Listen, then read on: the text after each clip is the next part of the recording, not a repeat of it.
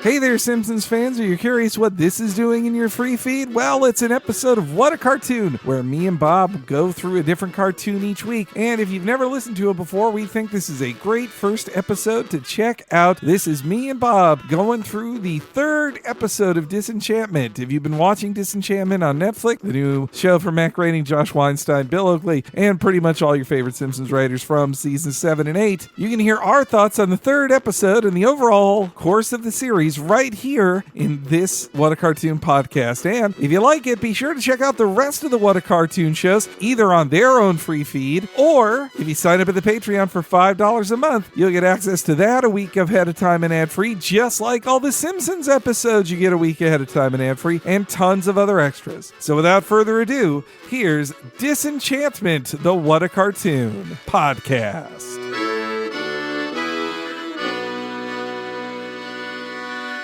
Cartoons from present and the past. Every week will be an animated bash. What a cartoon!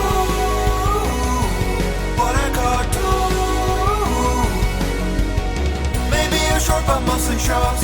We'll talk, we'll analyze, exploring as we go. What a cartoon! What a cartoon! What a cartoon! What a cartoon!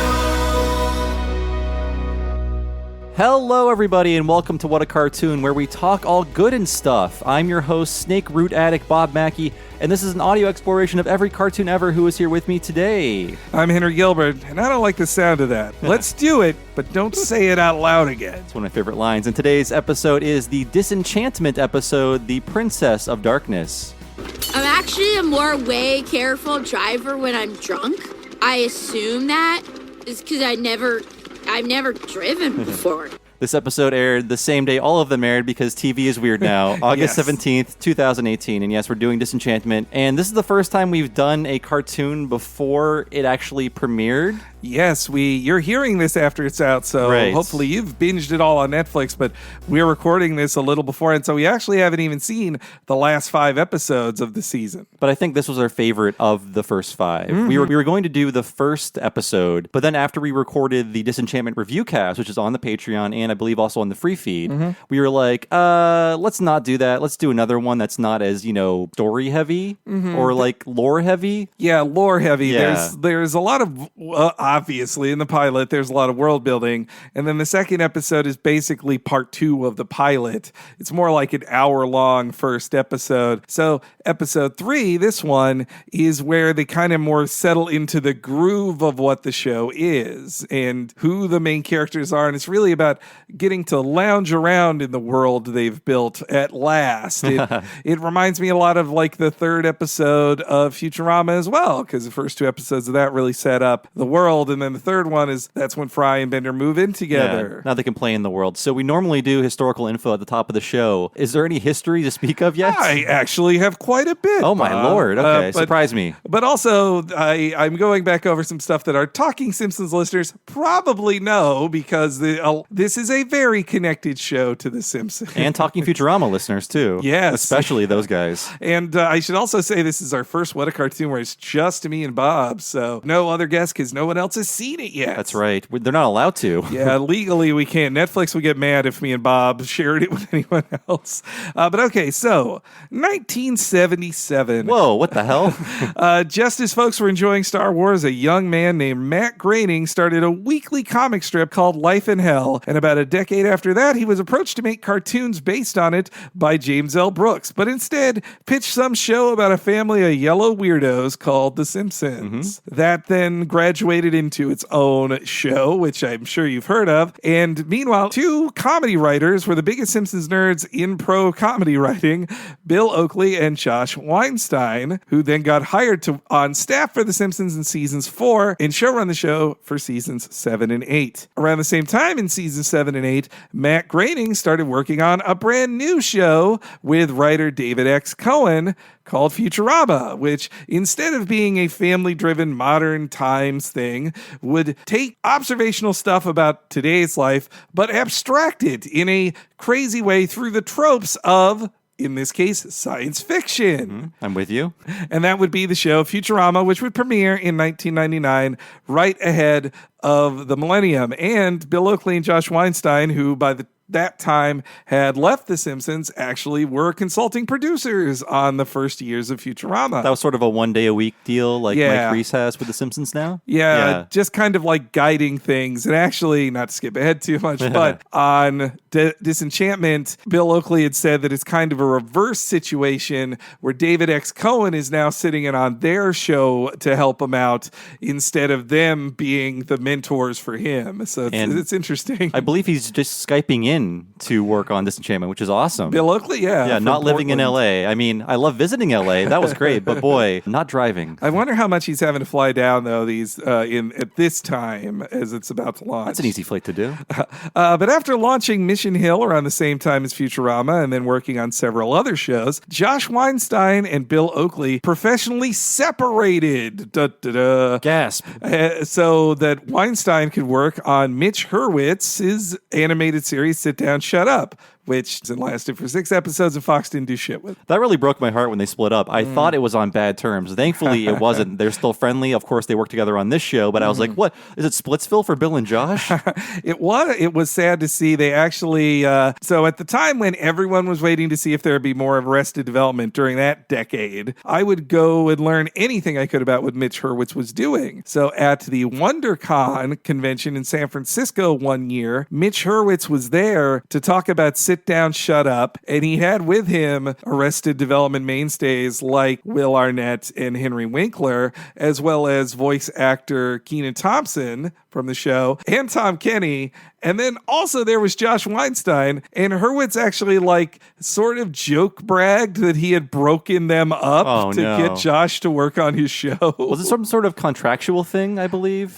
Yes. I don't want to speak too much for our good friends, Oakley and Weinstein, but when you're partnered as writers, that your entire business is built around that. Basically, you're always hired as a pair and paid as a pair. You're also, in some cases, splitting the pay that a single writer will get because you're partners. So in that case, I think that they didn't want to hire 2 guys, or they talked them down into one person being paid a certain amount and then the other person didn't want to be paid it. I'm not totally sure. Well, they're best pals again. Yeah, I would like to think that they stayed personal friends even if their professional relationship was a divorce at that time. And they have been friends since high school. Mm-hmm. Which Since is Baltimore. crazy, yeah. They have known each other. We joke about how it's all these Harvard writers that know each other, but these 2 guys were best bros even before Harvard. Did they make some sort of anime oath to go into the same college? They're like, we'll strive together. We'll both be comedy writers together. That's a manga I haven't seen yet.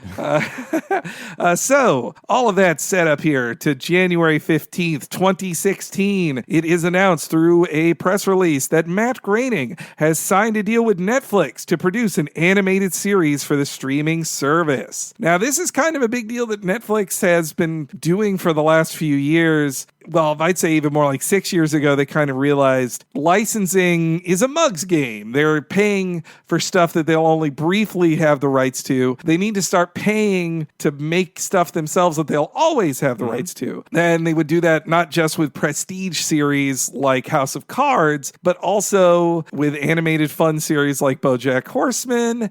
And now they, for real, release more than one season of a show per week that they own. They are spending more than they make to produce so much stuff. It's like, how can you afford this? It's nuts. I think they're in massive, massive debt. Yeah, but even though everyone has Netflix. For what point? And it's also like they're spending up because now they're seeing, say, Disney has said, well, why are we licensing this to Netflix and then they get the subscribers?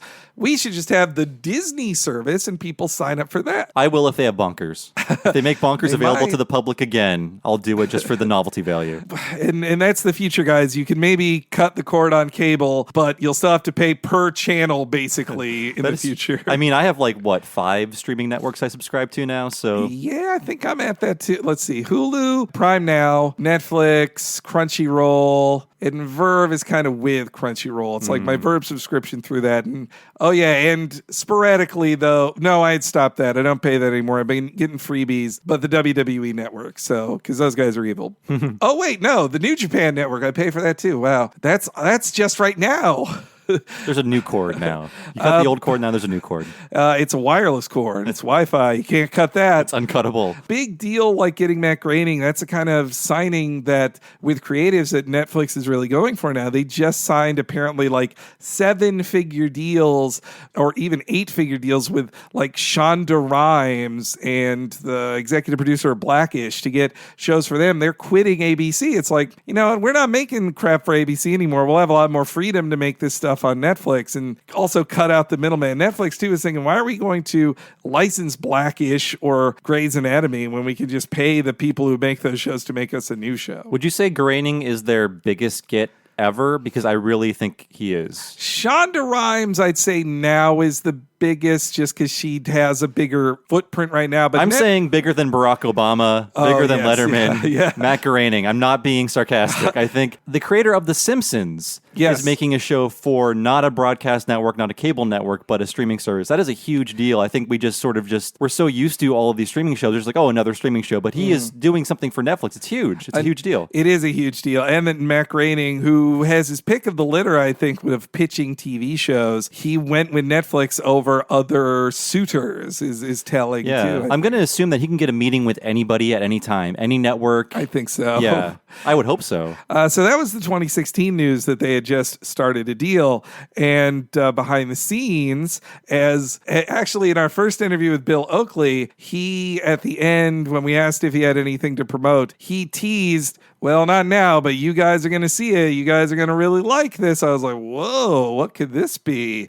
And it was then revealed on July 25th of 2017, 18 months after it was first announced, what the show was. And it is Disenchantment, which is taking the kind of Futurama concept, but doing it for Game of Thrones style medieval fantasy. And that's when it was revealed that Josh Weinstein co-developed the show with Groening, which means he also co-wrote the pilot with Groening, and that many classic Simpsons and Futurama writers were on the staff, which was a huge, I was excited enough, I'd watch whatever Matt Groening was making on Netflix, but Groening was really smart to get all these Simpsons vets on it as well. Especially, and I think we brought it up in the review cast, Bill Oakley and Josh Weinstein don't seem to be invited back to the Simpsons Fun Club as much as other old writers. And I'm not spinning any conspiracy theories, but it is sort of suspicious. I don't know why. They seem like great guys, and they are clearly great writers, but it's great that Matt Groening, there's no bad blood between them and Matt Groening, obviously. Seemingly not. Yeah. He wouldn't hire him if there was. It's Al Jean's our enemy. That's what I'm saying.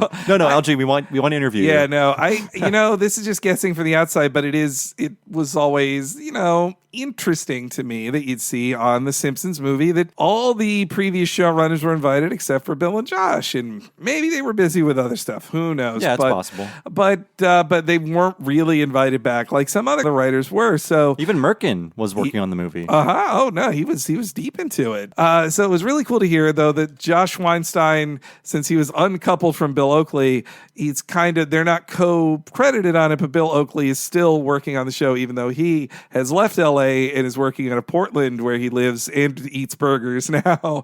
I love Bill Oakley's food reviews. They're adorable.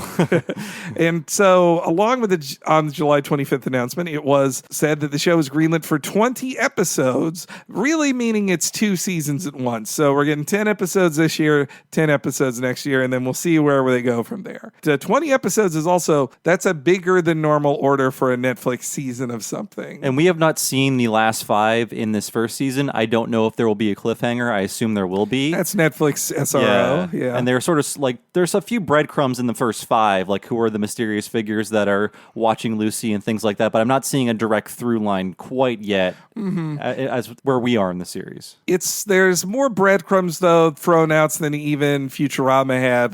Though that's kind of the graduation things. Like Simpsons has no overarching narrative. It's the sitcom starring a family. Then with Futurama, you watch that when we watched the pilot again for our Patreon thing, it was it was telling, like, oh, there's the setup of Leela's family, but now we know all the answers to this stuff. In retrospect, it's going to be fun to see, like, oh, there's a shadow of something in this first episode. Oh, that character in the background there is very important later. Like, oh, that's who that was. Like, I assume, like, they're mega nerds, and I assume they're cramming all these episodes with little tidbits that we'll realize later. Yeah, I think so too. I spotted a few in this newest viewing of episode 3. I spotted a few things like, is that set up? That this character looks too specific to just be drawn into the background. On top of Oakley and Weinstein, there are many other Simpsons veterans on there, including David Cohen, Patrick Verrone, Reed Harrison, and Wes Archer, who directed this episode of the cartoon. He is one of the original Simpsons animators, along with David Silverman. He's got to make 70 more episodes of Rick and Morty. What's he doing? What's he doing on this show? In that long break of Rick and Morty, he was able to direct one episode of this, I guess. I assume this is like a post-season 3 production Rick and Morty. He was working on Disenchantment. I think the timeline would fit with that because the show ended last year, or the last episode aired last year, so I could see him being done with it at that point. And not to mention, too, that they are working with the same production company, Rough Draft, as Futurama, meaning Peter Avanzino and Scott Vanzo. Though there are also some new faces in this. It's not just all Simpsons reruns, but there's comedian Rich Fulcher, who's also a voice actor on the show. And he wrote this episode. Yeah. Which surprised me upon looking at the credits again. I'm like, oh, he's a writer, too? I mean, I know he's a writer, but he's a writer on the show. Rich Fulcher is so funny to me. He is such a crazy goofball. I don't know if you've seen the show The Mighty Boosh. I have. I want to revisit it. It's been a long time. He was the American on that show for viewers. If you wonder, like, hey, why is there an American guy talking here? I think that's why he's so good at British accents in this show, too, though. I think so. And he is like Dana Snyder, who plays Master Shake, and that his voice is just naturally funny, so he can say anything and I'll laugh. Yeah. And then also on the acting/writer side, there's Jenny Batten, who, along with her writing partner, Am Dixon, another girl. Oh, they let those on shows now? Yes. They're a writing team on the show, and Jenny Batten also does some voices. And another woman on the staff is Shion Takeuchi, who comes to them via Gravity Falls, a series I really enjoyed. And then lastly, I think rounding out the writing staff is Eric Horsted, also Futurama fame. And I should mention, too, we talked to Reed Harrison about, well, he really couldn't say anything about the show, but we did do an interview with him on the Patreon. One of our first. And I think I spotted Patrick Verrone in there as well. And he's like, as we learned from Talking Futurama, he's like a Superman. He really is. He's done it all. He's and he's making time for this show. So it's quite a strong lineup on it. And I'm glad, too, that they found room for new folks like Fulcher, Batten, and Dixon as well on the writing staff. And then also, speaking of returning favorites, the voice cast on this. I mean, we talked a bit about it on the review cast, but in case you didn't hear that, there's returning favorites like Billy West, John DiMaggio, Tress MacNeille, Maurice LaMarche, all big Futurama voices. Dave Herman, too. Dave Herman's there, too, yeah. They're all, and when you hear them, you're like, oh, that's funny. I know that voice. And it's also funny that they are kind of none of them are the lead roles, the lead 3. They're all the supporting cast. Yeah. So it's just like, well, what do we have the supporting cast? Oh, that's all the Futurama people. We're still keeping them employed regularly. Unlike Futurama, the show is not 80% Billy West voices, which is great. It's great. But it's good to have a different kind of vocal tone to everything. Yeah. And that's in the case of the leads, who I think are cast very well. They're perfect. Leads. You've got Abby Jacobson as Princess Bean, Nat Faxon as Elfo, and Eric Andre as Lucy the Demon. I didn't really know who Nat Faxon was, but apparently he is an Oscar award-winning screenwriter with Jim Rash. Yes. Yeah. It's funny now that the Jim Rash, the Dean from Community, he was starring in everything. After Community, he was like the more famous one, but then they became like big time writers, and they won the Oscar from the George Clooney film The Descendants. But Nat also has been an actor on sitcoms as well, and he has all 3 of them have such a great specific voice that they also can't. We talked about that on Futurama too. You said how when they cast Billy West and John DiMaggio, they know that they're going to do 80 voices. In the cases of Abby and Nat, especially, they are so specific, they're not doing other voices, or it'd be pretty rare that they do, kind of like Yardley Smith on The Simpsons. Right. I only caught one other Eric Andre voice in this episode. Now, Eric Andre is a semi-regular as the eye-patched guardman. Right. He's the only guy doubling up on there as far as I can tell. Nat and Abby have some really like specific second voices they can do. But Abby is so much fun. Like she brings so much like youth and energy to Bean and her. It's a different character from the kind of like uptight neurotic character Abby plays on Broad City. That's very true. And I don't know if they record together, and I'm guessing they don't because nobody does anymore. But there are a few scenes in this where it does sound like they are together, like when they're having a little talk inside of her shirt. Yeah. And like they sound like they're all in the same room and they're just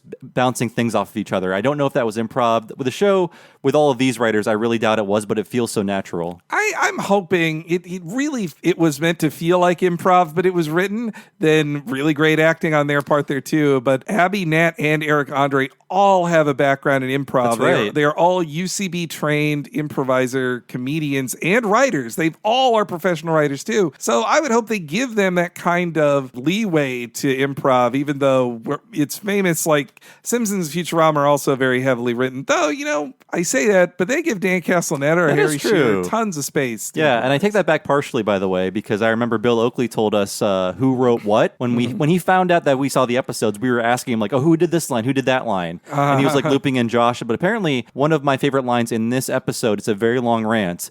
He said that Abby threw in some of her own ad libs too. So I guess they did have a hand in crafting the characters as well. Oh, there's also some really good guest voices that we've heard in the episodes we've seen. My favorite is Matt Berry. That's right. His voice is so amazing. I loved him in Gareth Marenghi's Dark Place. As the fiance of Bean? Yeah. My tired dawn. He's so hilarious. He fucks all of those walruses. That's true. And he likes it. That's his kink. I hope he comes back. I hope he's a pig. He's a pig. Now, but he can come back. They didn't kill that pig. He just sort of ran away. They killed the other guy. Yeah, that's where we are with the show now. It just premiered. One thing I am a little sad about the prospect of is that because it's a Netflix show, I wonder if there will ever be audio commentaries for this or a physical release. Some Netflix shows do get physical releases, like the Marvel shows. If you want to buy DVDs of Daredevil, you can do that. Like, same with House of Cards, because I think they recognized maybe there are people who want to gift this to their parents who don't know what Netflix is. And they won't open it. Yeah, like any gift you give your parents. Yeah, exactly. That Band of Brothers still sitting on the shelf. Tell me about it. But yeah, whenever I walk into Target, I see Stranger Things. I'm like, who would buy this? But actually, I would buy this on DVD or Blu-ray because Matt Groening, when he did the Simpsons DVDs, he was like, my rule is we do a commentary for every episode, even though he stopped showing up on them. Yes, that is the rule he put in place, and the same was for Futurama as well. So I would hope that tradition follows through. I hope so too. Hey, crossing our fingers, hope Netflix lets them do that. And even the Simpsons DVDs are no longer on permanent hiatus. At least I hope they're not. I guess that depends on the sales of the last one. You bought it, I didn't. Yeah. I need to put my money where my mouth They're is. Great episodes. Season 18, everybody. And that takes us to where Disenchantment is now. I think I really like the feel of those first 5 episodes. I'm looking forward to seeing more. The kind of fantasy Futurama thing really works for it. I think there's a lot of really good gags in this that just also remind me of kind of like when we rewatched first season of Futurama, I'm like, this joke is interchangeable and could go anywhere. It felt more like it came from early meetings of, if we were to do a joke about this in fantasy times, why would we do that? Yeah, exactly. What would a stretched limo in the Game of Thrones be? Or in this episode, how would a teenager do all the bad teenage things in the fantasy past? Right. But like I said in the review cast, I was so happy that they did not do the obvious parodies. If you want a really bad example of that, look at the Futurama movie Bender's Game, where it's like, let's have our characters cosplay and go through all of these very obvious parodies. It's all fan service. And I mean, if you're into that, it's fine, but I could go without them battling all of the Morks. Oh, God, the Morks. Yeah. Speaking of a joke that has not aged well. But, I do not like that joke. I didn't like that joke then. It just really brings me down now. But it's not that. It's way more inventive. That's why I did not like the first episode as much, because it was like not really playing with a very, very used trope. But after that, it's all super original, super fun stuff. Yeah, no, in the first episode where it's all about Bean running from a wedding that she's forced to have, I mean, that's a very fantasy archetype thing there. And same with the characters are acting more in their archetypes too, instead of really figuring out who they are. Especially, I'm really glad we did this episode because in the first 2 episodes, Lucy was like my least favorite character. I was like, yeah, I love Eric Andre, but he's not got a lot to do. He's just kind of like a jerk. He reminds me of why I didn't like Bender at first when I watched original Futurama, because I just saw him as like, he's the smoking, swearing guy. He's the bad boy. Who cares? Like, but that's why this episode, they find something more to do with him, just like they would with Bender over time too. And also in that first episode, so in with The Simpsons, there were no notes. Groening said no notes. On Futurama, they were given notes by the network, but they tried to address those notes, and they made the network even madder, so there were no notes. On this series, there are notes. And Groening says, we take notes and they're very helpful. So one of the things I feel was very note-driven was in that first episode, I feel like they were trying too hard to make Bean likable, because in this episode, she is who she will be for the rest of the series. She's very naive, but not in an elfo way, but she's also like very like crude and like into partying and drinking and just being like acting out and stuff like that. In the first Very episode, selfish too. Yeah, in the first episode, they really want you to identify more with her and make her more sympathetic. So I feel like let's hold off on all that stuff until we get out of this, setup. I think that's what their idea was. The only reason I'm sad we're not doing the first episode is just because I love all of the Elf World stuff. That's the funniest. Those were all my favorite scenes, and actually, in all the first 5 were the Elf scenes. They really are the best scenes in that whole setup. Yeah, Elfo is my favorite character on the show too. I think it's funny that people. Yeah, I get it. When you see the design, he is a green part in design, but kinda. There are only so many faces and bodies you can draw in that style. Yeah, but it's more that he is a happy little elf who comes from the land of happy little elves, who's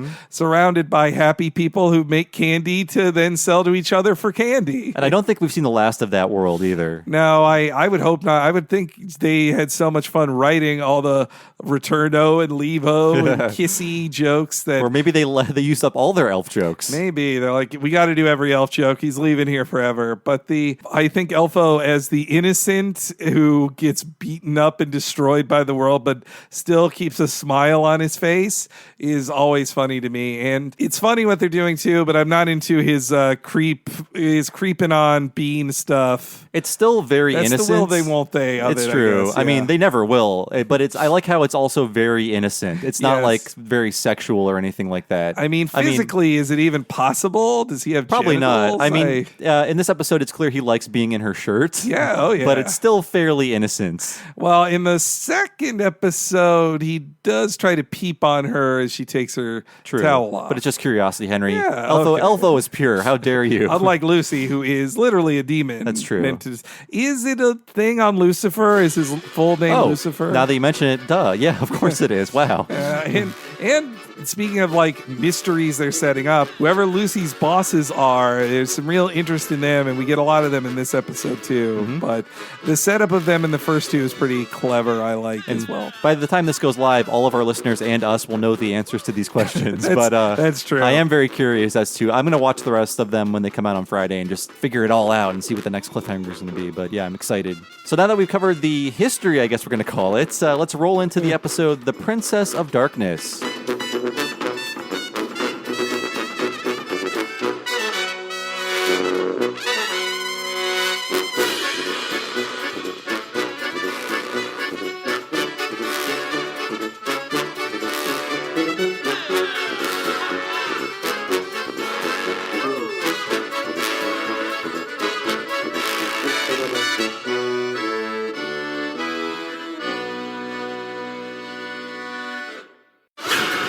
You've seen the future in Futurama. You've seen the present in Springfield. So, what's the obvious third move? The past, of course. Welcome to Dreamland. Hear ye, hear ye! Royal Court is now in session. Let's have a look at this no-good pile of scum. Weak chin, buck teeth, and wow! Hi, Dad. Disenchantment, August 17th on Netflix.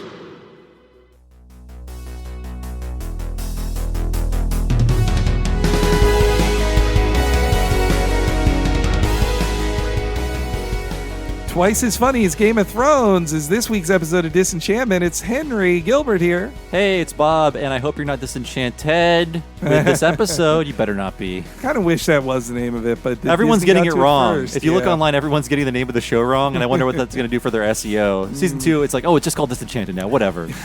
They'd have to get the rights from Disney. That's though. right. Oh, man. They should have called it something. Well, Disenchantment, it still works. The gag still works. But what's in a name anyway? But this is What a Cartoon. That's the name of our podcast, a totally original name. Right.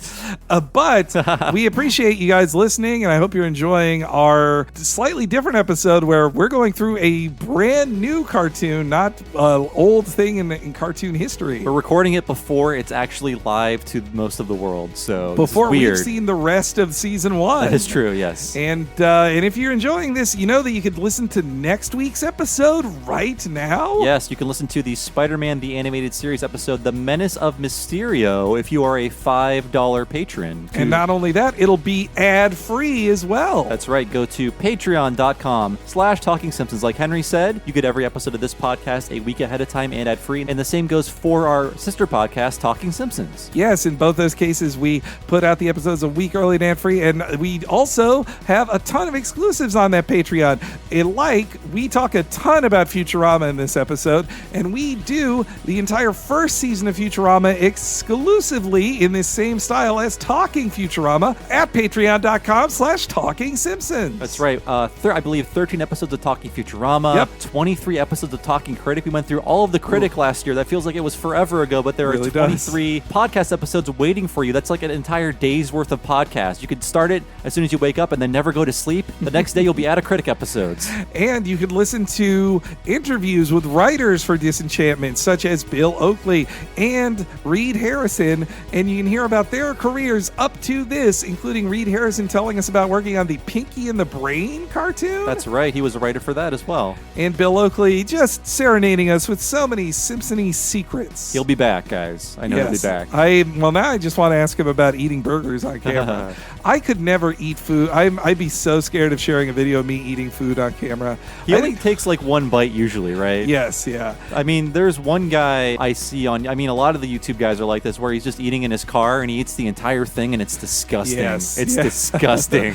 But you won't see any disgusting stuff like that at patreon.com/Talking Simpsons. I won't. Only the best exclusive. I will never videotape myself eating anything for you guys. That's a high tier of patron. That's though at the $10 tier, you can watch a monthly exclusive video that me and Bob do. In the past, we did the deleted scenes for season 1 of Futurama, deleted scenes for seasons 5, 6, and 7 of The Simpsons, and we went through every short of The Simpsons that led up to the show. It's true, and all of our exclusive series in the future will be exclusive to the Patreon. We may unlock one more this year. Who knows? It could still happen. And we can only do it with your support. So, once more, patreon.com/Talking Simpsons. Why don't we now snort up some spider root and listen to the rest of Disenchantment.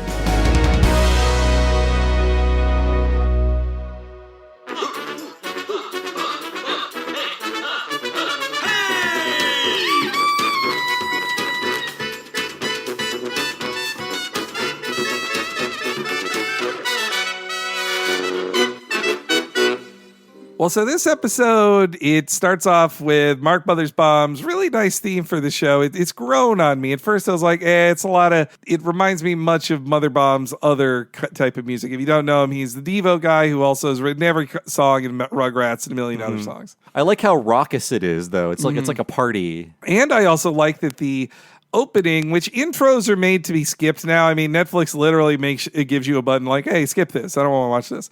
So I like that despite that fact that they give a unique intro every time with specific images teasing what's going to be in this episode over the credits. And you get a writer and director credit, and is that all the credits you get at the beginning? And the executive producer. Oh, Groening, yeah, creator, Groening of gets course. his credit in there, too. And Groening is credited, just like on Futurama, Groening is credited, and Simpsons, Groening is the sole creator credit, and then developed for the other folks. Less money goes to.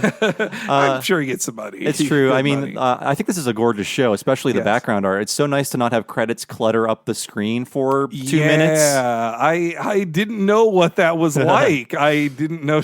It was just so awesome to see H time in the writing credit. That's when I first discovered it. Like, oh, this is David X. Cohen wrote this episode. Wow. Awesome. He wrote an episode of a TV show. He should just be counting his Futurama money. And same with like seeing Wes Archer on there. Him back in the graining saddle was really exciting to see too. Yeah, and this episode looks great too.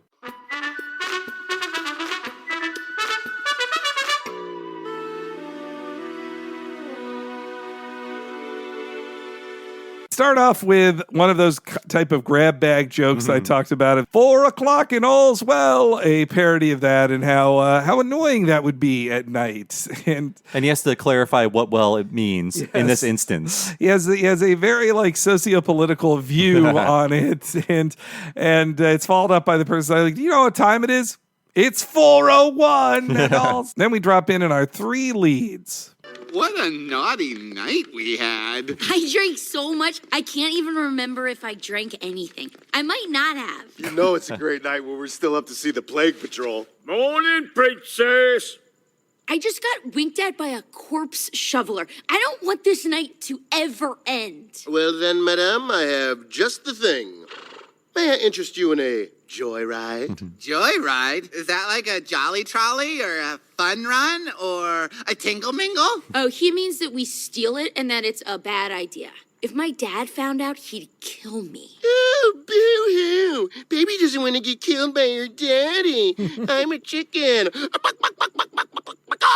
Hop on, boys. Unless you're chickens. I do like they show the bar, and the barkeep is sweeping scepters off of the stoop into the gutter. There's great tons of great visual gags in this, and tons of fun sign gags too. That it makes it feel like classic Futurama or Simpsons to me. The same kind of structure with sign gags as well. The him calling her chicken is pretty funny, and her going to steal the thing while calling her chicken is a cute little moment. I mean, Lucy's role in the series that we've seen so far is to make Bean do bad things. Yes.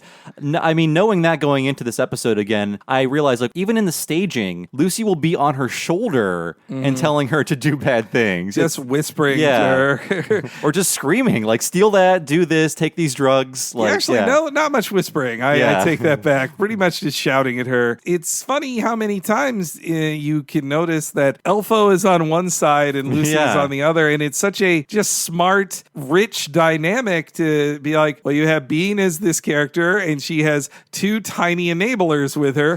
One telling her to be lame and innocent like Elfo, and then Lucy who actually inspires her. Actually, it's more like Lucy makes her do stuff, and then Elfo says, I don't know, guys, and then she does it anyway, because no one listens to Elfo. Yes, the good part of your conscience is a wiener. Exactly. And it also kind of evil too, as we'll see later in this. Sometimes I'm watching this and thinking like, well, in Futurama, we didn't realize that this one-off character would end up growing into something else. So I wonder if Corpse Shoveler in the 4th season will get his own episode as well. He's going to be like that Sal guy, probably. Yeah. Like one of those characters that just keeps popping up. Scruffy. Or Scruffy, wow. Maybe not that high tier. Let's talk about Lucy's design. There were moments when I was rewatching and just pausing like, wait, how does this turn work? How does this action work when Lucy is always drawn as flat? It's just faced one way or the other, and if Lucy turns, there's no in between on that. It's just it flips. It's a snap. Okay, I didn't even think to do like pause through that. Yeah, I guess they did it so well that it didn't look off. No, and kudos to the animation team at Rough Draft and all the others on it that they are able to make it work. You said when these images first came out that you're like, that Lucy especially is such a matte graining drawing. It's like ripped right from the pages, and I know that sounds redundant because these are all technically matte graining drawings, but then other artists clean them up and make them, more applicable to animation. But that is a straight like off the page Life in Hell matte graining design. And I like that Lucy can even point at stuff with his arrow-like tail. Yeah. It's like he does when he points at the carriage to steal. And that somebody doesn't like getting killed by her dad. That's a great little tease there. And when they go on the run, that's when the we get to see what the cops are like in Dreamland with a candlelit siren and them making the donkeys constantly braying is so funny. I'm glad they knew when to lay off that. It wasn't constantly throughout the entire scene, but it was played just enough to be funny. I love that they, for no reason, do things that happen in modern times, such as there is no reason to make a walkie-talkie noise when they don't exist, and yet they go... I love that. And the chase is fun.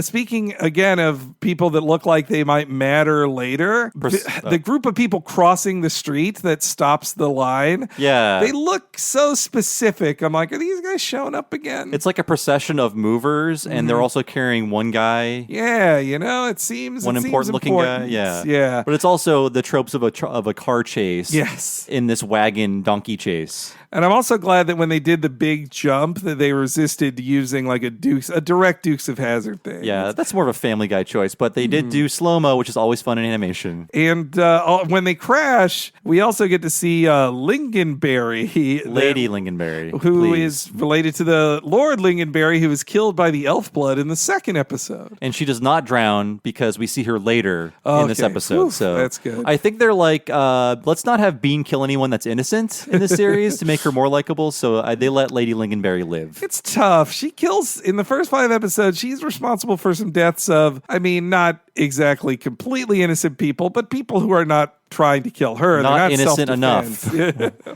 It's a good gag in the 5th episode where she says, like, I've never killed anybody before. They're like, and the I'm drowning, I'm Elfo. It's a cute little exchange. It's a good smash cut to the title card. Yes, it makes it even funnier there. And so then they are sneaking back into the castle, and that's where we get another hilarious Elfo. I'll never not laugh when bad things happen to Elfo, even when it's so obvious a bad thing is about to happen to him. If anyone asks, just be honest and say she was alive when we ran away. Some might say her cries for help were a cry for help, but I think she was just being an attention hog. Oh no, we're locked out. Okay, remember, the trick to not getting swept over the waterfall is swimming upstream. Got it. Now what's swimming?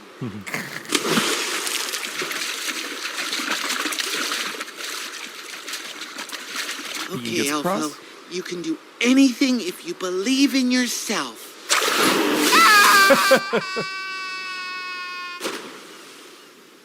It was so nice of that swarm of crabs to drag me ashore.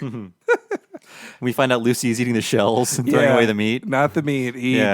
Lucy eats garbage. That's his thing. I like that implies, too, that Elfo, since he can't swim, was obviously going to drown. And the only reason he didn't drown is because crabs were tearing him apart to pull him to shore to eat him. He's covered in wounds. But again, they're playing with the tropes of how would a teenager act out in this past fantasy world? So she stays out too late with that horse donkey chase. Yeah. And she's also locked out of the house because she gets there way too late. So she's got to find another way in. Instead of sneaking in a window, she has to swim through a moat. That's the first time somebody has fallen off of that conspicuous waterfall that's in the show. I have a feeling that's going to happen a few more times. You see it a lot. And one thing that made me angry, I say, is that in the promos for the show, they used this scene, but they didn't have Elfo go, "What's swimming?" Yeah. They just had him say, "You can do anything if you believe in yourself." And then he goes over the edge like, you need that "what's swimming" thing to make it funny. Yeah. Otherwise, it's just a character getting hurt. It's, as somebody who watches fewer promotional things these days, it does stick out to me when I see it before seeing it in context, and it reminds me of, it lessened my enjoyment of the first episodes of Futurama because the jokes were spoiled in the endless commercials that Fox did for it. Netflix I haven't been assaulted with as many commercials. They're mainly on Twitter. That's where I see them, and Facebook. Actually, when I looked up the official ad for Disenchantment on YouTube for this, for prep for this, it then played for me a 15-second ad for Disenchantment before I watched the official trailer. I'm seeing double here. And then they decided they're going to eat the lemon from the Lemon Crusades, which was left over, and they just smash it up. They could open it from the top. They instead just smash it open and pull it out. Bean is a teenage, that too. Bart is 10. Fry is in his late 20s. Bean is a teen, like a late teen, like 19 or something. And so she's acting out in different ways as the lead character on this show. And once again, Lucy makes her get the lemon. Yep. This is when, in the first time in this episode, we get to hear from John DiMaggio's lead guy in this, King Zog. I love him. Have they no respect for the Lemon Crusades? Civilizations were decimated, history rewritten, maps redrawn. To be fair, sire, you were never going to eat it. Yeah, I heard it was sour. I don't care for sour stuff. I care about Bean. She's out of control, and I've tried everything. Yelling, screaming, everything. To think all the classy old bats in this family led right to Bean. Carousing, taking her clothes off every chance she gets. Doing God knows what with that elf. Bean hasn't been the same since she lost her mom. Dagmar, you are my perfect queen. Regal, kind, talk all good and stuff. Not like Reptilicus. Oh, he thinks I am reptile? I need some snake root to soothe my nerves.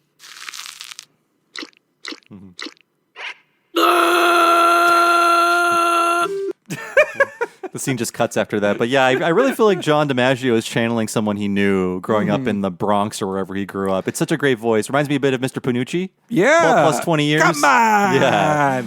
No, actually, he grew up in Boston. Oh, Boston. Okay. DiMaggio. You're right. Because of baseball arguments. Yes, yeah, they're very silly baseball arguments. But Zog,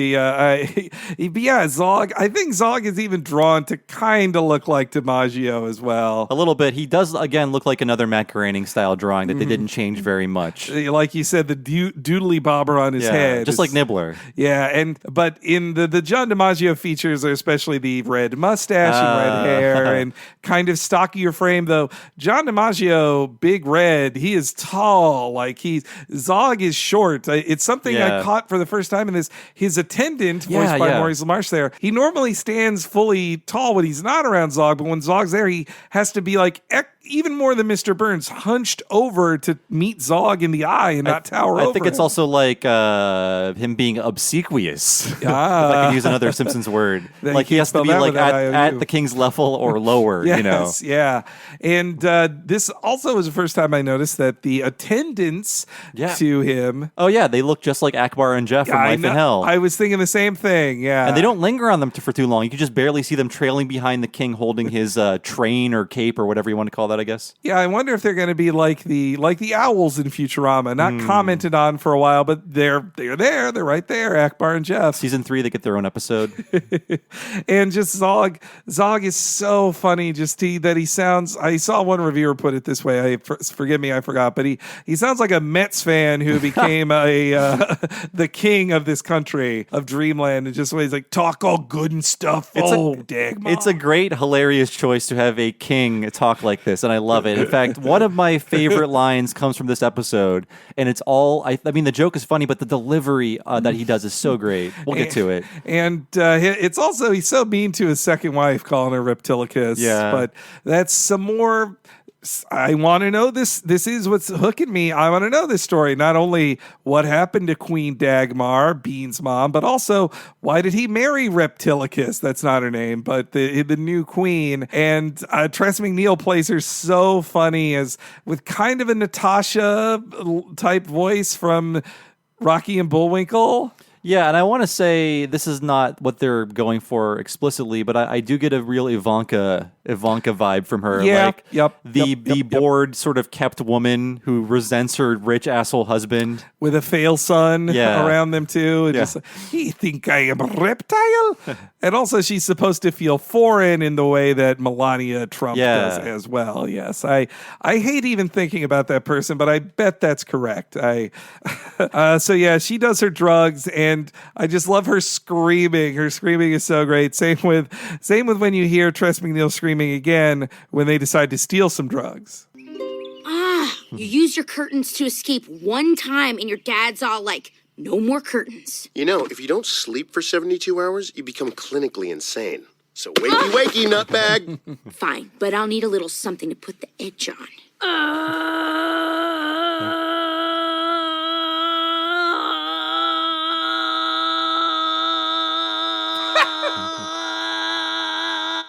I need Una's little helper. Oh, did she have a friend like me? Nope, she has no friends. She has nothing in her life except a drug that makes her happy. Now let's go steal it.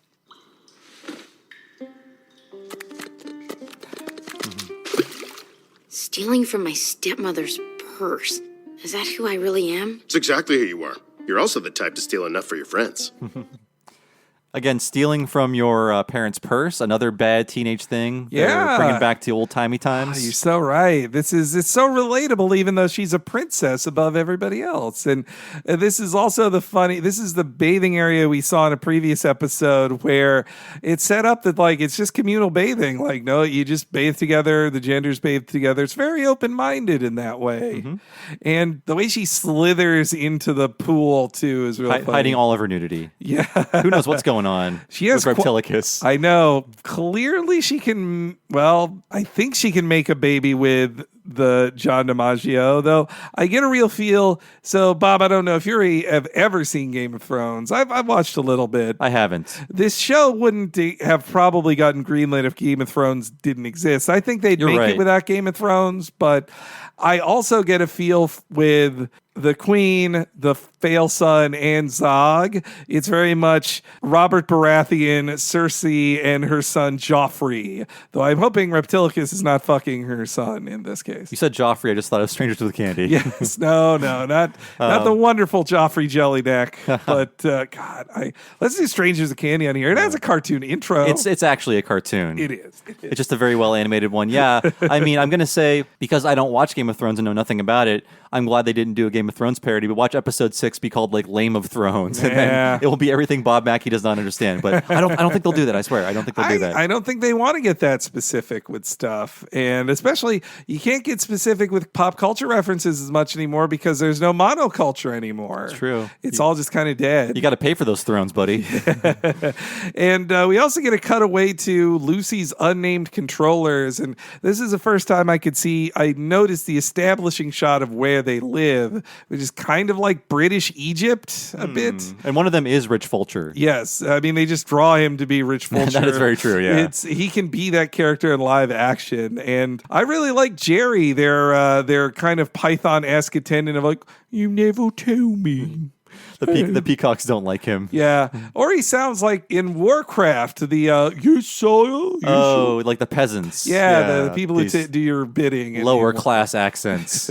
Yes. And okay, so this might be line of the episode here. Well, with a future Zog one, but them getting high is pretty great. But first, it's a weird drug in that it is first it starts as LSD and then it becomes cocaine. That's what the effects are. Yeah, you gotta crush it up and take it. It's hallucinogenic and then an upper, right? Yeah, that's what it seems like. I don't know. I'm not really feeling anything.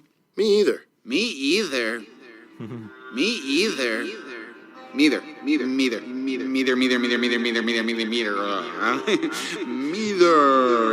What's happening? Wow, my God, you guys, we should start a band. Yes, we sound amazing. We'll fix up an old carriage and tour the country, playing what we want to play. Never selling out, never splitting up. Alpha, you're out of the band. What the hell? We're a duo now. The fans didn't even notice. Lucy, you fell off a balcony, or were you pushed? We'll never find out. Dreams come true, because I am a solo act now. The fans love my voice. I have dreadlocks, but then I shave my head like a true artist. Why is the crowd booing? Oh no, I'm the talentless one. Alpha, you came back. Lucy, I thought I pushed you. I mean, we're together again. Let's get out there. We're back on top. Nothing can stop us now. Oh no, I have cancer. What? I dedicate this next song to the memory of Bean.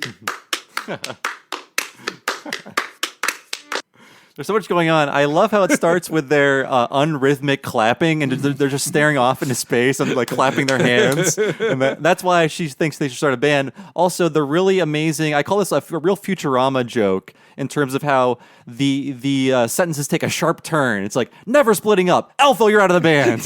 What the hell? Or maybe you were pushed. Who knows? Alpha, Lucy, I thought I killed you. No, we're back together. Yeah. But I love when characters immediately contradict themselves. That is such a Futurama thing. It's so great. Yeah, I also it only took 3 episodes for a drug trip. It was like the 9th episode of Futurama before they had a drug trip. That's right. So, when he got high, he was jacking on. He was jacking on, yeah. But in this case, I love the me either.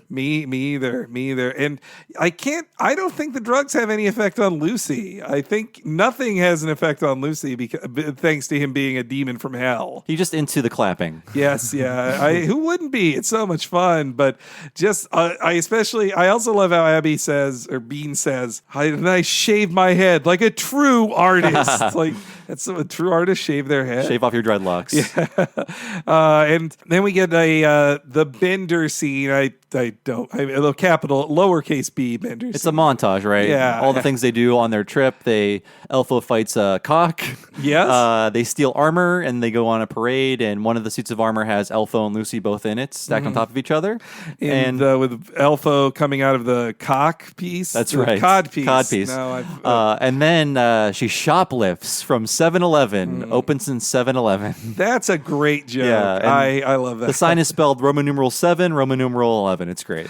I mean, Roman numerals for 7-Eleven, that's funny enough. But then to say that it has been open since the year 7-Eleven, even funnier. Those aren't their hours. And that was when they do their kind of Russian nesting doll of stealing, because all he needs is to put it under his hat, but then she also puts Elfo under her shirt, which he certainly enjoys. He likes it. Yes. I also think Elfo, a couple times this episode, in the first episode, it's set up that Elfo is so light and also weak that he kind of can't do anything. But in this case, like, he beats up that chicken. He also beats up a dude. Like, he has kind of magical strength when Elfo needs it. Matt Groening would call that rubber band reality. It's also a huge cheat. Yes, yeah. Hey, either way, it's fun. And so while on this bender, Bean makes some new friends. We've heard about you. Word round the gutter is you're a right proper villain. Course, I'm not threatened by that. Women gotta support women. Crime is male-dominated, innit? If this world were run by women, there wouldn't be so much crime. So our crime, yeah, is one for the ages. A real legendary caper. We could use your help. Well, I'll have to confer with my associates first. Guys, do you think we should do this? I've never done anything bad before. I've never done anything good before. I want to be bad. I always admired Bad Elfo. Bad Elfo doesn't really exist. I would rather hang out with Bad Elfo. Okay, I'm gonna tell them yes. That was a yes, right? Yes. I only got in trouble once, and Daddy Elfo slapped me on the bum. Yeah, we're open to it. God, that scene where they're all talking inside of her shirt, that really feels like they're in the same room or they're improvising or something. Especially the him talking about his dad spanking him. It feels like he's making it up as he's talking, but it's so funny. Yeah, my dad spanked my bottom. Yeah, they kept it, and I also don't think they'd write him to say bum. Like, he would use a euphemism. Yeah, but it's so funny, and his just pauses as he's making it up. That does feel very made up for the time, and just that extra long pause as Bean just ignores what he just said of like, okay. Yeah, and the other line he says that I think is also could be ad-libbed is like, I've always admired Bad Elfo. Yeah. Bad Elfo doesn't exist. Bad Elfo doesn't exist. Eric Andre also, God, I just love him so much. If you folks haven't watched the Eric Andre show, you're missing. I'm sure you've seen the clips of it out there. These thieves, I love them so much, and I hope they come back. They don't get killed in this episode, and I think they're such a unique and great idea. And I don't think the joke is punching down or anything like that. No, they're all so much fun. Yes, you're a right proper villain, okay? And one of the characters, their dad died in the Lemon Crusades. We learn later. I want to hear more about those Lemon Crusades. I also like his the just huge dent in the head of the Rich Fulcher one. It tells a story. Yeah, I think those guys will be like, I think we've seen our new Clamps in these characters here. Yeah, I'm sorry if I constantly. This is its own show, but it's true. I am viewing it through the lens of Futurama because it's so new. Most of the same people, though. Come on. Yeah, give me a break. It's its own show. So they're gonna just steal some potatoes, and then Lucy makes it worse again by suggesting they rob the tomb of her family. Not even robbing the castle. Yeah, which would be conceivably easier, I guess. Yeah, I would think. Just open that door and walk on in. Instead, go into the tomb. And it's also where they set up again Dagmar and how much she misses her mom. But don't see Dagmar's corpse, though we don't not see it either. If she is dead, she could be right off screen and she just didn't get to her mom's corpse. I think it's very telling that they don't show her, though. I mean, there is a statue of her that leads down into the tomb, but we don't actually see her. We see the grandma. Yeah. But I do like how when Bean is stealing from the corpses of her relatives, it's like she's shopping. She's walking around with a basket, just picking things up and putting them in the basket. Yeah. It's really cute. And that also, talking about the family, that takes me back to when they show him when they show Zog looking at the portraits of the previous queens, and you see that his mother, who we'll get to know more about in a second, but Zog's mom has red hair like he does, and then Dagmar has white hair like Bean has, and that's in hair color in Game of Thrones with the Zog character is actually very important for trying to show who the parent of him is. It's actually what proves that Prince Joffrey isn't really Baratheon's son. So I don't know if the science really checks out on that, though.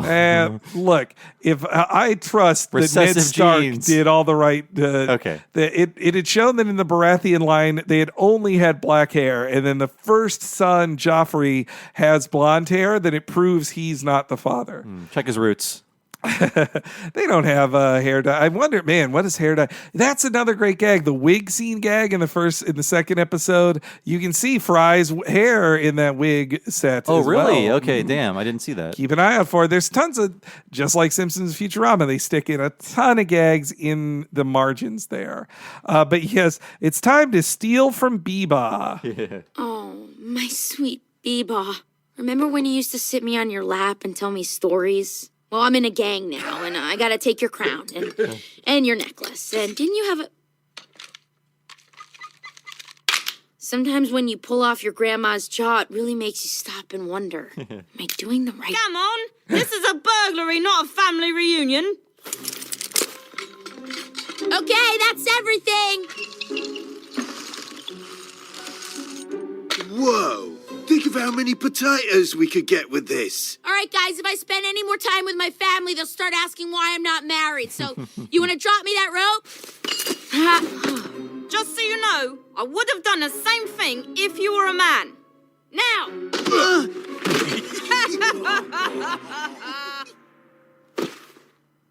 So, when are you getting married?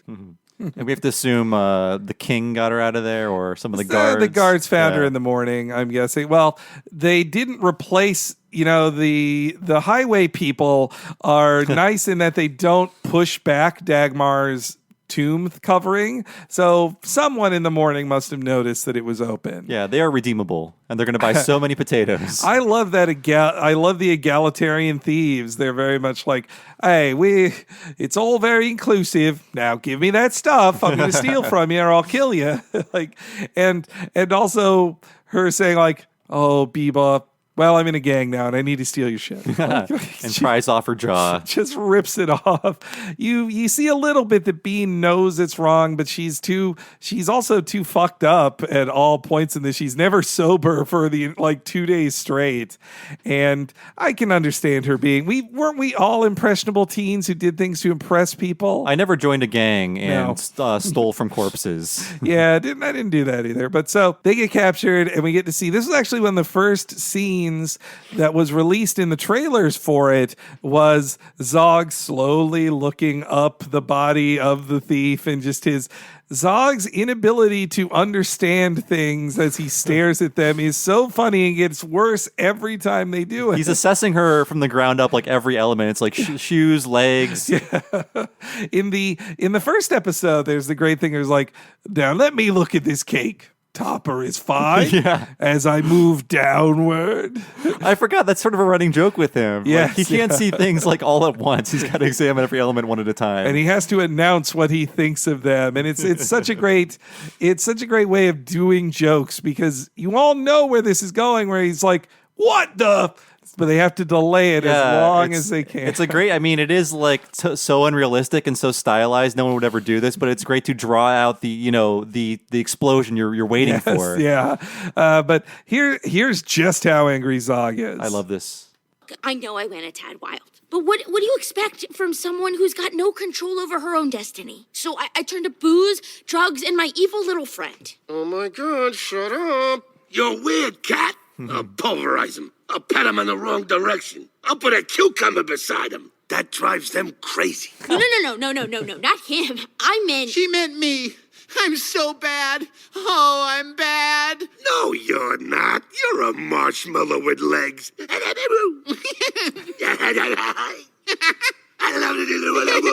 Stop! Well, I got into some shenanigans in my day, but my mom never lost her head. We recovered this. Oh, that's Mom's head. Mom's head! Your daughter was caught ransacking the royal tomb. You stole stuff from our dead family? Oh, I don't even know what to yell at you. You take it. Why you? I order. If I weren't so fat, Shut up! She gets the point. Bean, go to your room while we decide what to do with you.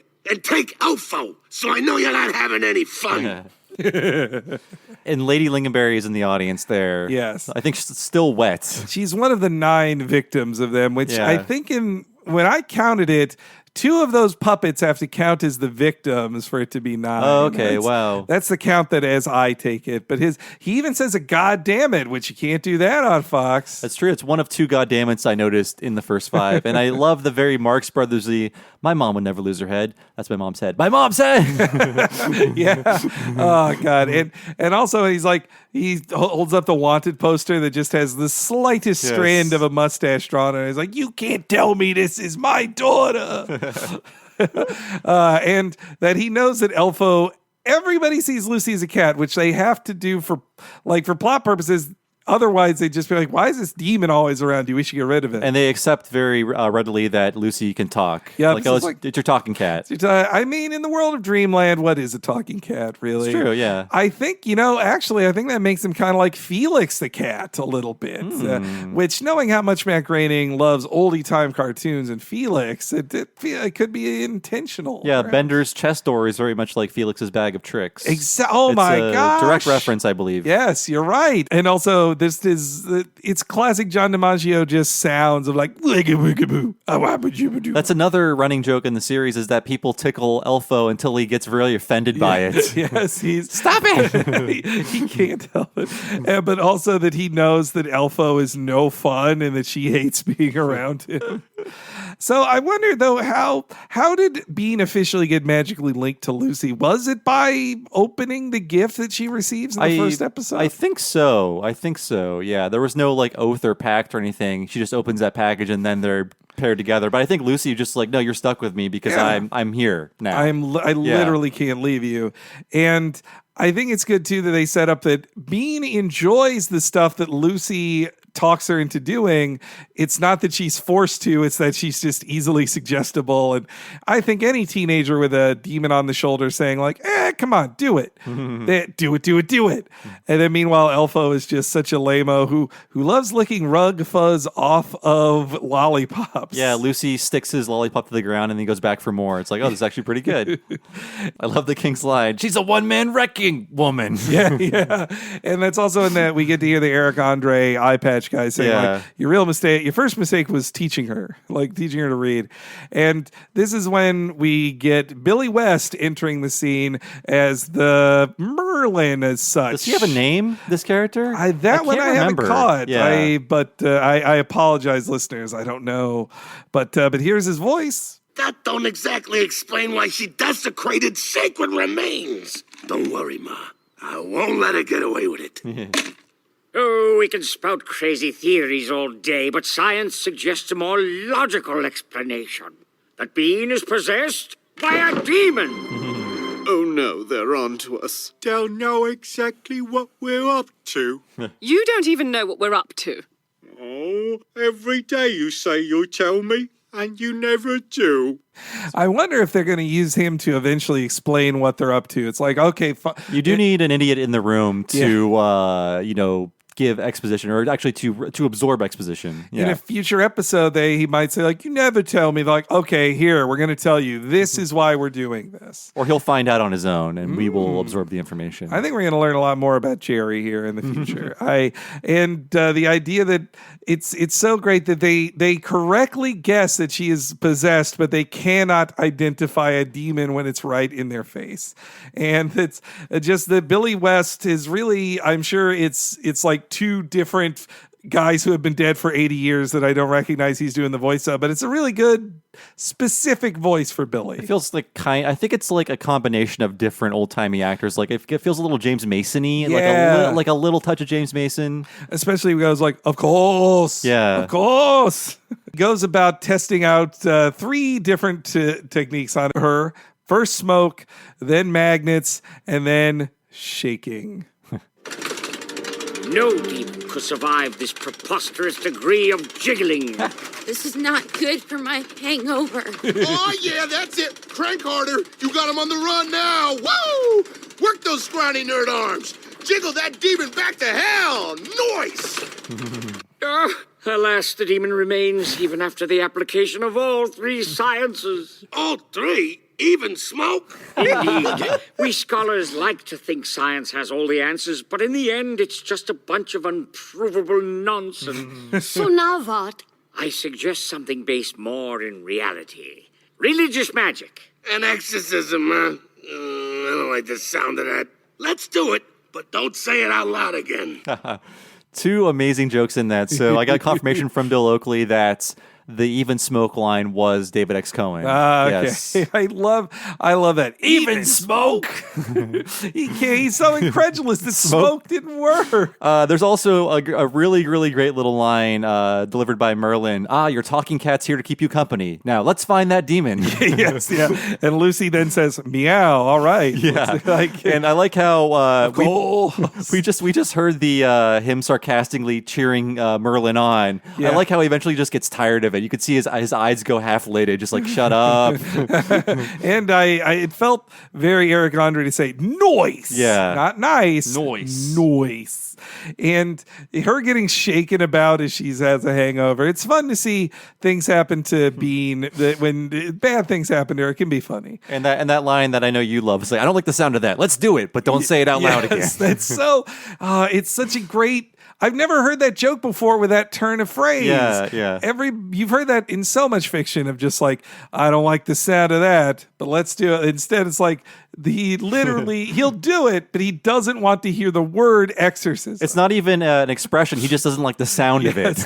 Oh, that's another of my favorite Zog lines where he says like, he mentions a rodeo. And he's like, do we have rodeos? What is this now? And is that like he said it's not my first rodeo? Yeah. There's a play on that too. It's great.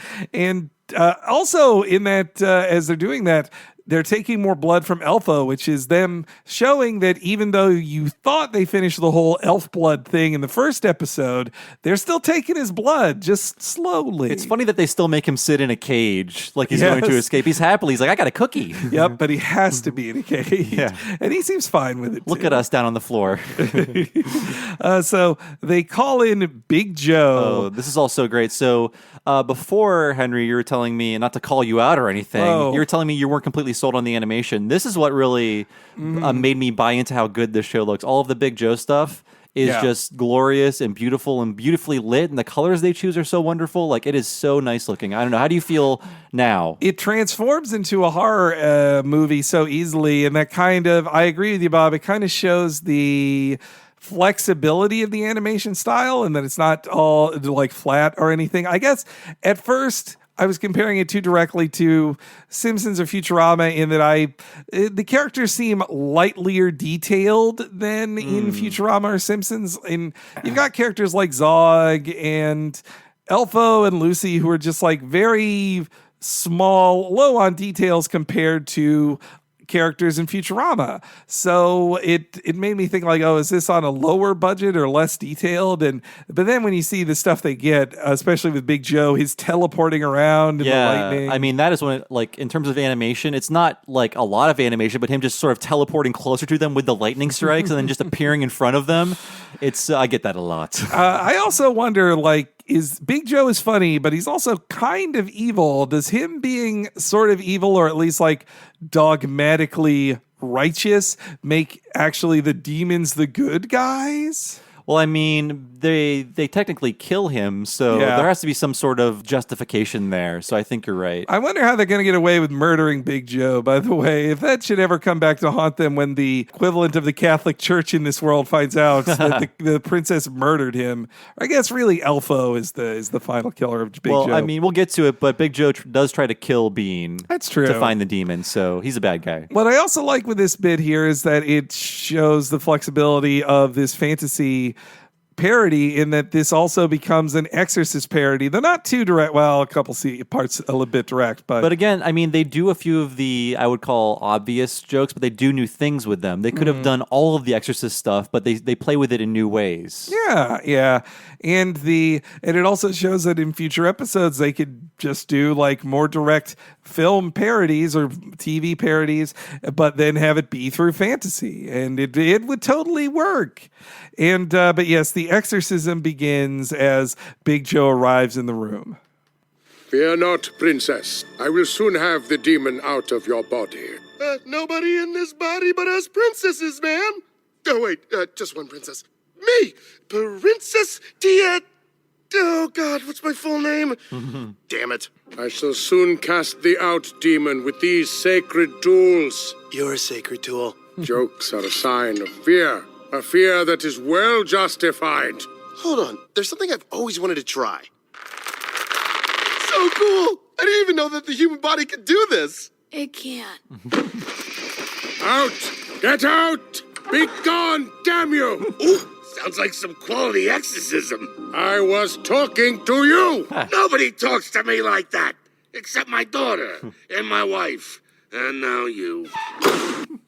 Another great. Oh, I love the king so much. So what I like, the joke idea is the arrival of the exorcist is what makes Bean get possessed because Lucy has to hide inside of her. So pre-exorcism, she's not possessed, but when the guy shows up, she's like, oh shit, I got to get into Bean. She's more like being suggested to by him all the time, but never officially possessed, and they only do it to hide. And it's not even by Lucy's choice. It's a magic spell done by his bosses. It is interesting to see that Lucy is ultra confident throughout the entire series, but this is something that actually makes him afraid. This was the moment this whole sequence here is when I finally really liked Lucy, and it's that little bit of like humanity or just the dropping of his harsh exterior that lets you in to like him. That's what I really love about this part. And same, him afraid of the weirdo as his owners call him. Yeah, and I really love, in terms of animation, the great pose that Bean is in with Lucy peeking out of her mouth. Yeah. She looks like some sort of weird Muppet creature, but it's a very funny drawing. And her reaction to having her neck broken, I guess, of the spinning head. She bounced back from that. Yeah,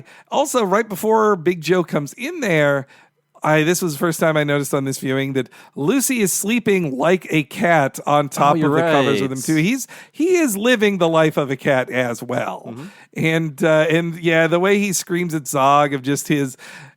Zog in the first two episodes is almost too mean for you to really like him, but in this episode it's more like, I love my daughter. I just don't understand her. And even you think he'd say like, no one speaks to me like, except everybody.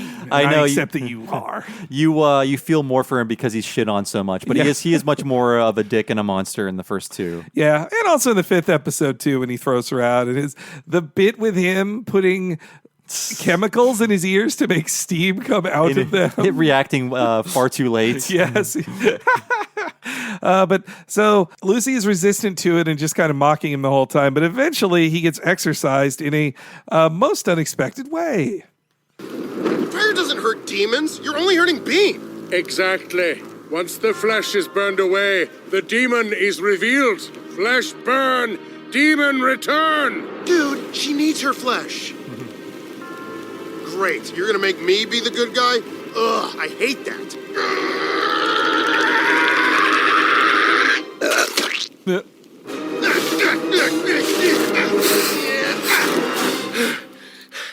I saved your life. Now I can go back to ruining it. Gotcha. You can't do this, man. I want my lawyer. I'm in here. Don't say anything. What happened? You have been exorcised.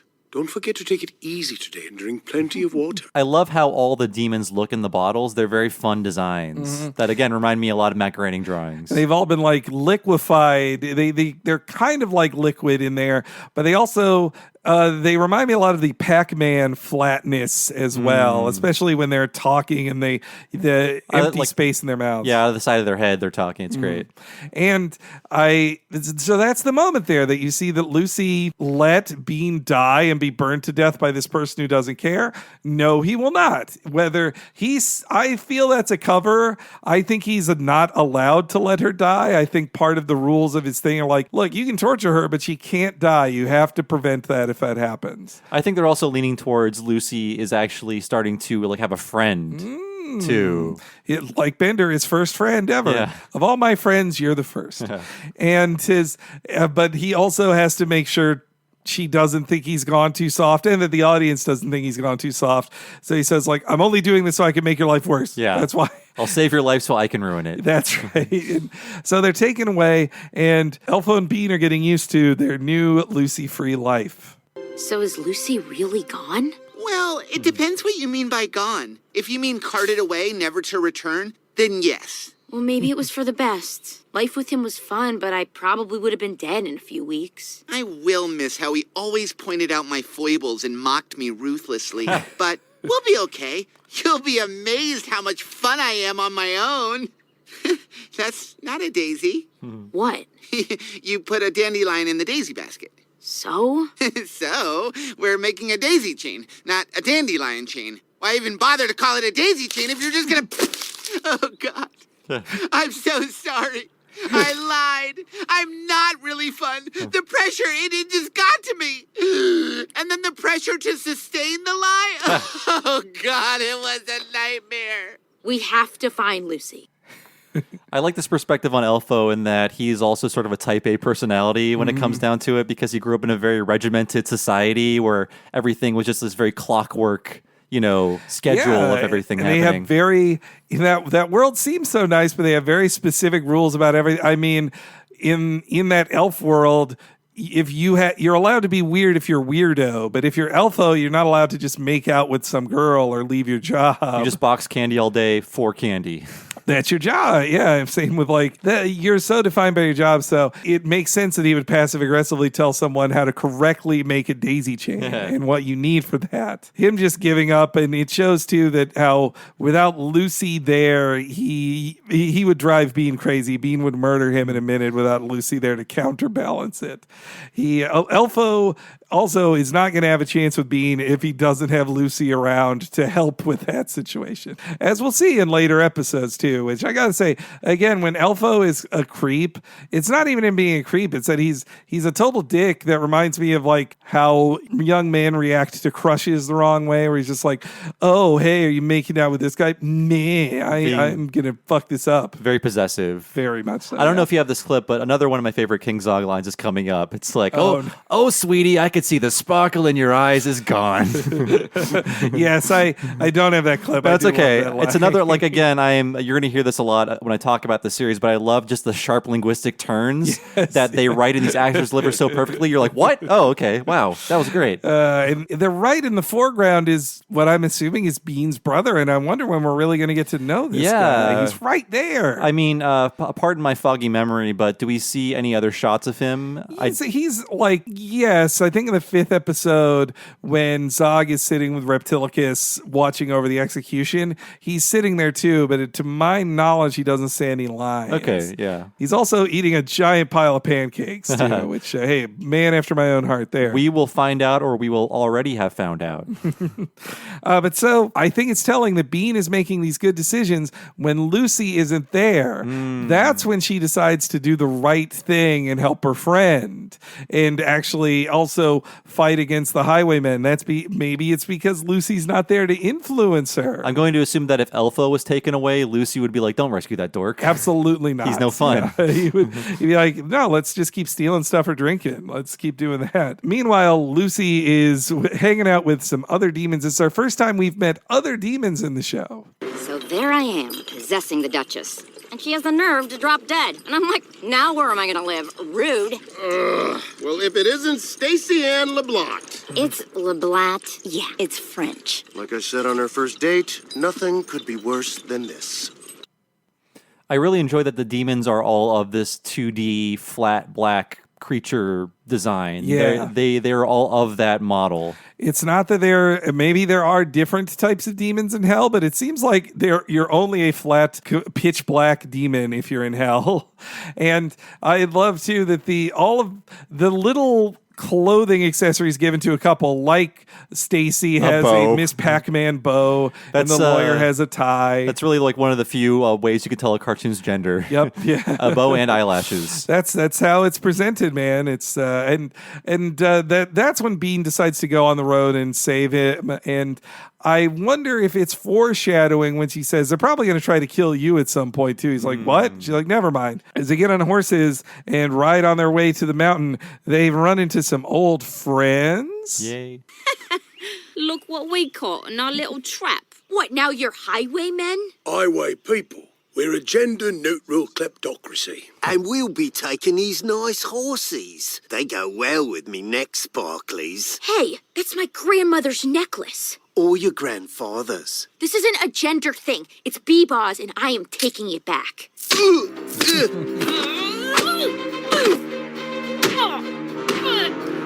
lot of punches. I'm so sorry.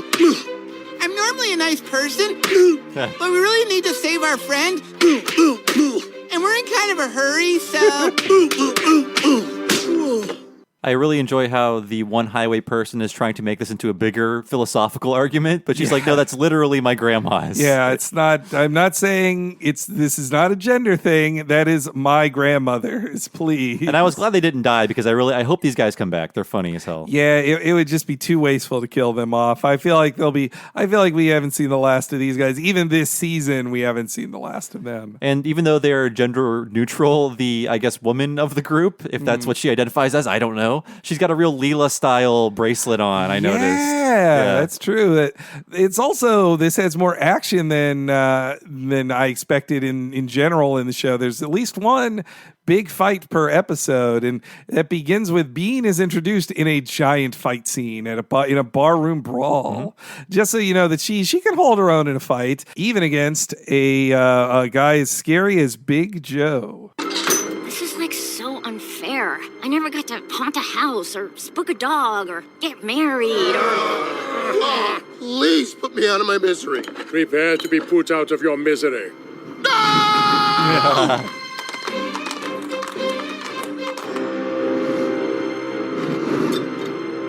Angelus Domine persequens eos. I possessed your mother and she loved it.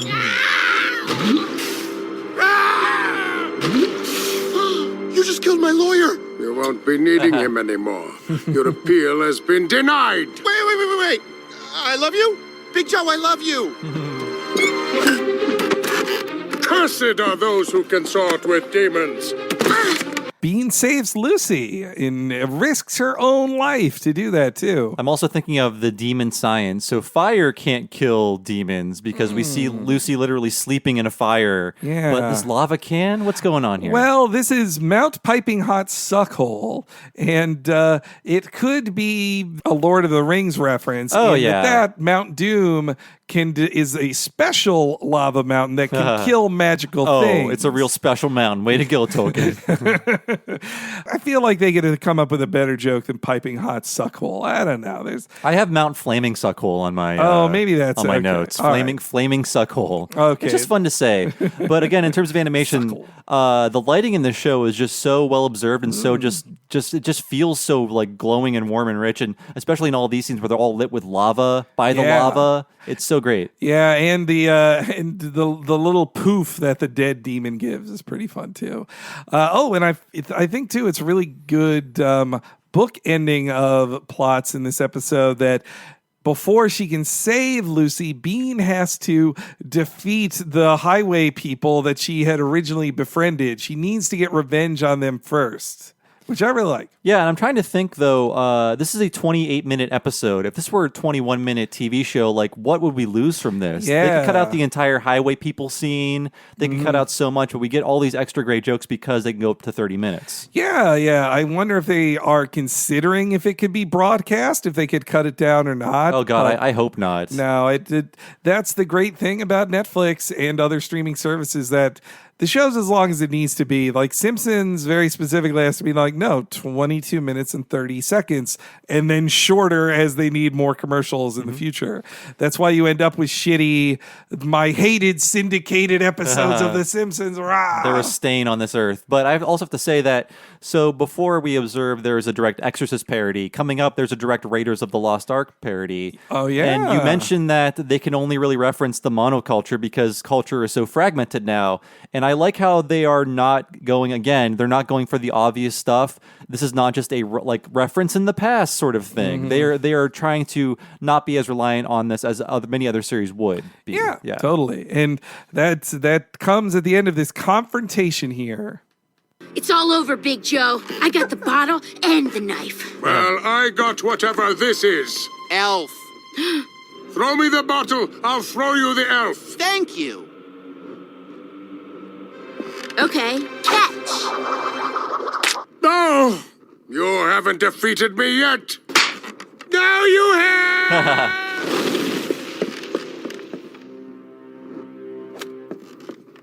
She risked her own life to save the demon. Remarkable. She's come along faster than we ever dared dream.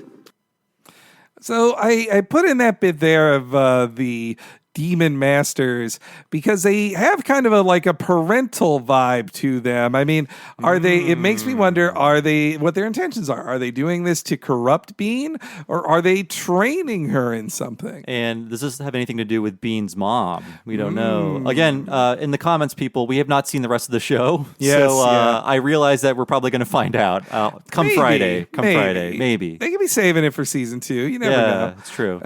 And arms getting cut off, amputations happened quite a lot in Futurama, so continue that here. And they're always so clean and bloodless. Yes, yeah. It's not as funny if a bunch of blood gushes out, or if Big Joe were to just scream in pain. And you do get to see that Big Joe is definitely a villain of, not only that he would have killed Bean to get the Lucy out of her, but that also he's just if you're consorting with the devil, I should kill you. I'm going to murder you right here. I like how Elfo kills him with his own arm. Yes, the arm that gets knocked off, or sliced off rather, and then Elfo carries the arm with him. Elfo and Bean kill a lot more people than Lucy does. It's true. He's not an active participant really in most things. But Lucy is the catalyst for all the killing. Very much. He gets them into these situations. Yeah, and that includes killing people to free him. He gets freed, and he's not the only one. No. Just pull out the cork. Ow.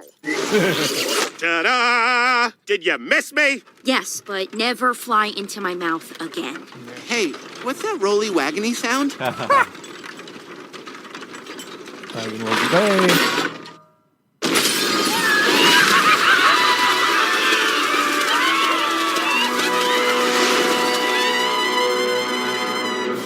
Well, at least we saved Lucy. But we released evil upon the world. A happy ending for everyone. And I assume we'll see more of the payoff to this in future episodes. What if there's tons of people possessed by demons and that all around Dreamland? With how the episodes sometimes hook up to each other, I was surprised the next episode wasn't about the demon aftermath. Yeah, that's true, because 4 goes right into 5, but not so much here. But I still love the free. It also shows that no good deed goes unpunished in the world of Matt Groening's morality, really. And it is sort of smart plotting to set this up because Elfo removes the stone to smash the jar open, and that the stone is what's holding the wagon in place on the side of the mountain. Only Elfo would be stupid enough to remove the rolling and not know what a wagon was, or that was a brake for the wagon, or that he could just pull the cork out of the bottle. Yes. Too. And even as Lucy's screaming, he's like, they still don't stop today. They're like, no, we're dropping this rock on you. Well, because Lucy takes no physical damage normally, so he just goes, ow. Yeah. And then he sort of just reforms around it. Yeah. And it's a cute little line. Animation wise, I love that it's a zoom in to one of the demon tails to just go to black. Yeah, it's great. It's really good. Yes. So Disenchantment, C-. Try harder next time. No, of course, we love this show. Yeah. It's great. I thought I was like, oh yeah, I'm into the show when I watched the first 5. Revisiting this and taking notes and just really digging into all the jokes and everything, I'm like, oh, I am so into this. And I hope the next 5 that we haven't seen as of this recording are going to be just as good as 3, 4, and 5, and maybe 2. And then a second season even better than that. Yeah. As Futurama, The Critic, Simpsons, all these shows have taught us, the first season is like, if the first season is good, then the rest of the seasons are even better. And so when you start off this well with characters and situations and a staff that is fresh to you, or relatively fresh, then as you get more into your groove and figure things out, it only gets better. So if this is the 3rd episode and it's this good, I really have high hopes for where the show is going as well. And I have to say, it was a really bold choice of them to put our email address in the middle of the screen for the entire episode. I mean, that's great promotion, and we barely know these guys. I'm kidding. Those are on our screener, so in case we leak it to somebody, our fingerprints are all over it. Yeah, so we didn't leak it. If it got out there, you'll know who it is from the email address. It won't be ours. Seriously, folks. I thank Netflix very much for sharing us the media shit for it. It was really cool. I hope we can work more together in the future. Yeah. And I got some Netflix t-shirts out of the deal. Too. In a Netflix bag. I don't want to make any promises on here, but we've already interviewed some folks who worked on Disenchantment before it came out, when they couldn't really tell us anything. Now the information is out there. I hope that we can interview people who worked on the show and to really get a feel of what happened in the writer's room and the sources behind jokes in this. I would love to know. It's funny when Bill Oakley was sort of hinting at this and saying, the big thing is coming, guys.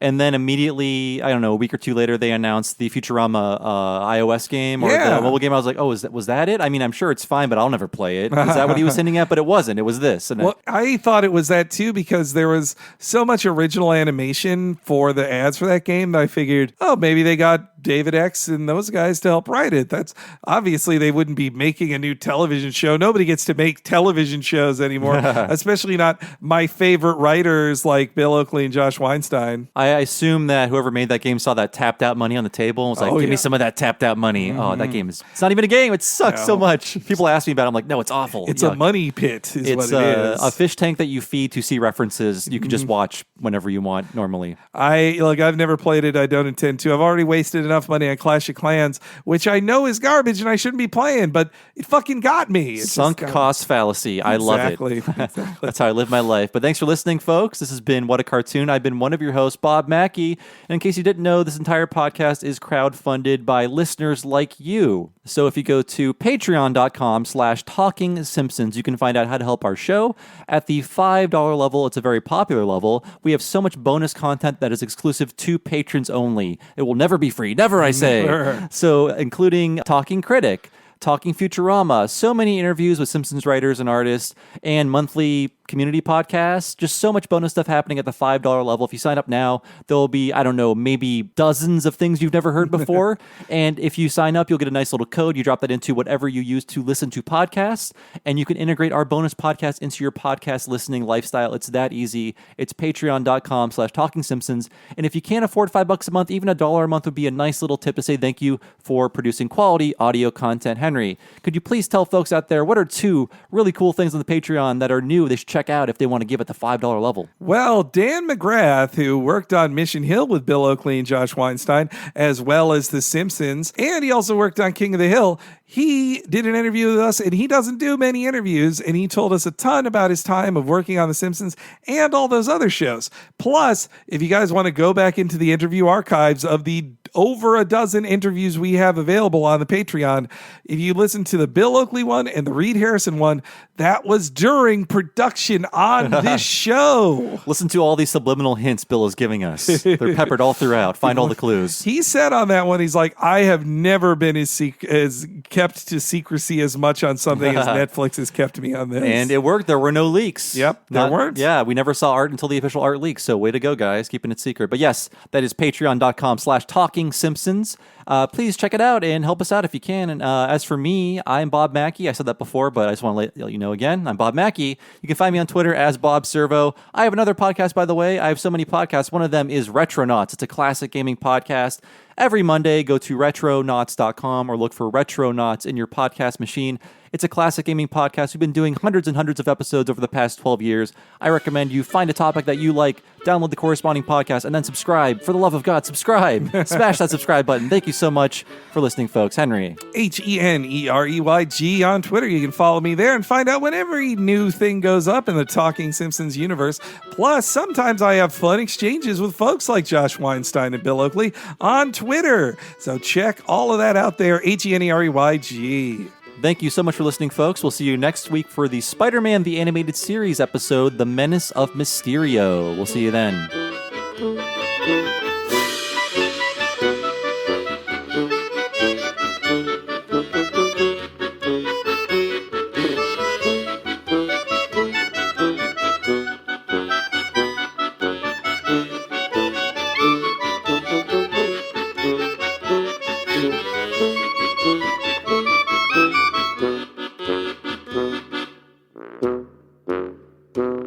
This has got to stop.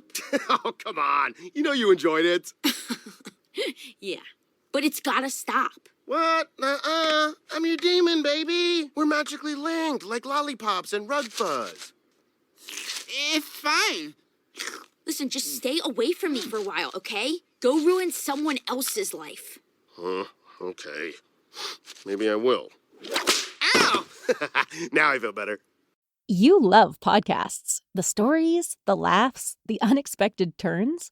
But when this episode ends, the silence starts. Not anymore. Audiobooks.com turns that silence into your next great adventure. With over 450,000 titles, from bestsellers to hidden gems, your love for listening just found its new best friend. And because you already know the joy of audio, we're giving you 3 free audiobooks to start your journey. Imagine your favorite podcast, now with unlimited episodes. That's audiobooks.com. Keep the story going. Sign up for your free trial at audiobooks.com/podcastfree today. Because for podcast lovers like you, the end of an episode is just the beginning. That's audiobooks.com/podcastfree.